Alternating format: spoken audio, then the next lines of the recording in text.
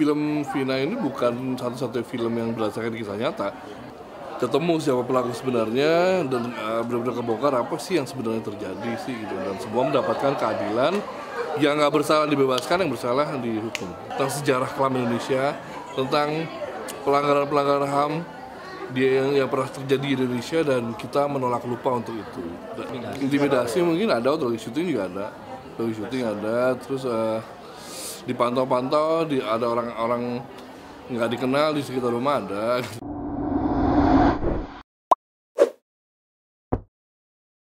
Film yang kita buat, hasil kerja keras yang kita buat memberikan arti gitu ya, memberikan makna ke hidup sebagian orang gitu, yaitu ke keluarganya atau bahkan sekarang malah ke para pelaku yang udah ditangkap kayak gitu, yang akhirnya mendapatkan peninjauan kembali gitu kan.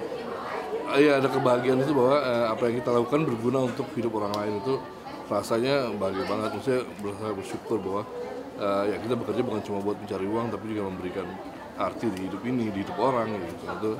Itu tujuan kita dalam berkarya sebenarnya sih. Untuk mendapatkan perhatian lebih banyak, iya pasti lah. Maksudnya kayak itu kan mangkrak kan kasusnya kan, 3 DPO belum ketemu waktu lagi saya melakukan research gitu kan. Terus habis itu dari situ emang ya kita dari keluarga juga, dari semuanya berkeinginan untuk ini diberikan perhatian lebih supaya bisa dijalankan kembali kasusnya gitu kan. Itu dari keinginan keluarga dan yang lainnya. Saya nggak menyangka ternyata seribet itu, sedalam itu, dan terlalu banyak variabelnya. Saya juga nggak tahu yang mana yang benar, yang mana yang salah gitu, dan bukan kapasitas saya lagi. Itu udah urusan penyidik, udah urusan yang ahlinya sih gitu. Saya di sini hanya bisa ya tadi kan memberikan refleksi, menjadikan sebuah film gitu sih. Itu yang saya bisa lakukan. Selebihnya ya yang ahlinya sih, penyidik yang lainnya harusnya turun tangan dan melakukan dengan serius gitu, memberikan keadilan. Bangsa inilah yang harus dilakukan. Banyak dapat ucapan terima kasih sih dari masyarakat ini. Banyak, alhamdulillah. Banyak di sosial media, di semuanya, dan ya teman-teman juga yang emang ngikutin saya, nonton film-film saya juga kasih appreciation gitu kan, bahwa film yang ini beda, film yang maksudnya memberikan arti tadi kan gitu kan ya.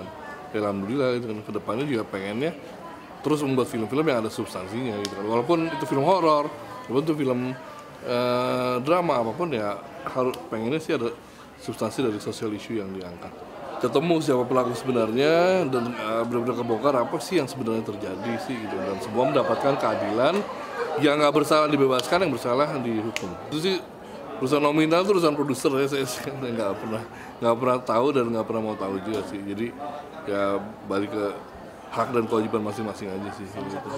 Film Vina ini bukan satu-satunya film yang berdasarkan kisah nyata. Dari seluruh dunia, dari tahun Jebot juga udah banyak film-film yang berdasarkan kisah nyata gitu kan. Bahkan film Titanic sendiri kan berdasarkan kisah nyata gitu kan. 1.500 orang lebih meninggal dalam tragedi itu gitu kan. Tapi juga itu dibikin sebuah love story yang bisa dibilang lebay apa segala macam juga gitu. Maksudnya itu menjadi sebuah creative license dari kita para sineas, para pembuat film yang emang bisa dibilang ya kita pelaku seni gitu. Kita melakukan apa yang disebutnya tadi kan, seni tadi dalam bentuk film berdasarkan kisah nyata. Itu kan sudah ada dijelaskan secara disclaimer kan di depan kan, ini berdasarkan kisah nyata dan memang pasti dibutuhkan dramatisasi untuk membuat film ini berjalan, mempunyai 3 babak cerita, mempunyai 10 structure gitu kan. Itu kan sudah masuk ke ranah film, harus ada komunikasi yang berbeda. Intimidasi mungkin ada, waktu syuting juga ada. Waktu syuting ada, terus dipantau-pantau, ada orang-orang nggak dikenal di sekitar rumah ada gitu.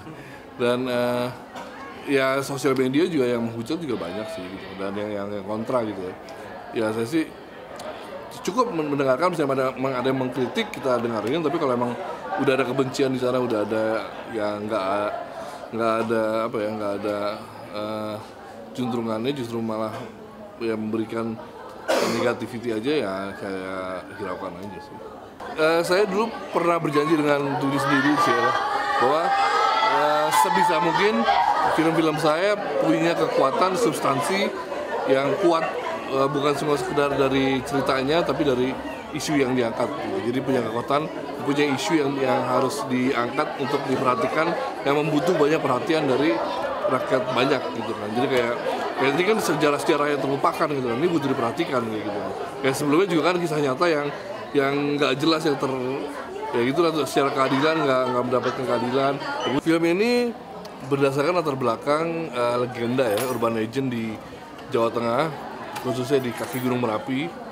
Makanya sering terjadi rombongan hantu pembawa keranda jenazah yang bernama Kromoleo. Jadi kita di sini mau mengangkat legenda-legenda Indonesia yang bisa menjadi kekayaan dari folklore, dari kebudayaan gitu ya. Dan dengan isu sosial, tema yang penting untuk diangkat, khususnya ya kalau tadi film ini kita mencoba mengangkat tentang sejarah kelam Indonesia, tentang pelanggaran HAM yang pernah terjadi di Indonesia dan kita menolak lupa untuk itu. Itu bisa kita analogikan dari mulai negara sampai ke keluarga gitu, yang mencoba menutupi masa lalu dari orang-orang terdahulunya. Jadi apapun yang disembunyikan suatu saat pasti akan terbongkar gitu. Karena syutingnya kan dari sore ke pagi. Jadi kan semua adegan 90% malam. Kejadian itu cuma dari sore ke pagi doang, emang tentang satu malam. Jadi syuting filmnya ya malam semua. Dari mulai penulisan sampai jadi setahun lah. Setahun. Itu syutingnya tahun lalu ini kan. Editingnya lumayan lama. Proses editing lumayan lama, offline. Sampai akhirnya ada beberapa CGI juga. Terus abis itu tinggal mencari tanggal dari bioskop sih. Pemain pasti kalau yang saya cari dulu pasti yang cocok dengan karakter di filmnya. Dan yang kedua nyaman untuk tim untuk bekerja gitu. Jadi kita secara tim hampir nggak pernah mau pakai aktor-aktor yang emang kesannya terlalu diva atau apa gitu. Jadi yang emang tidak cocok gitu. Jadi kita mengutamakan kecocokan, kenyamanan produksi kepada produser, kepada teamwork, dan kemampuan mereka untuk menghidupkan karakter tersebut gitu sih. Jadi kita nggak terlalu memikirkan tentang star power dari berapa follower apa segala macam, kita nggak terlalu mikir.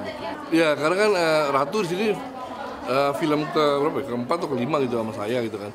Tapi masih suka ke bawah dia dengan peran dia sebelumnya gitu. Jadi memanasnya lumayan lama Ratu. Jadi kadang-kadang harus dipanasin, harus agak lumayan dikasarin gitu sampai akhirnya dia nangis gitu kan. Si Abun juga begitu sampai sama yang senior gitu kan. Mungkin emang karena Gen Z gitu ya, jadi emang beda banget treatmentnya. Nah, ini ketemu antara senior banget dan yang baru banget ya. Clash-nya di situ tapi memberikan spark energi yang beda gitu kan. Ya sampai digambar, cuma digambarnya itu nggak keras, sempat bercanda. Maksudnya ya ayo lo, come on wake up gitu kan, kayak gitu yang ayo harus serius sekarang apa macam.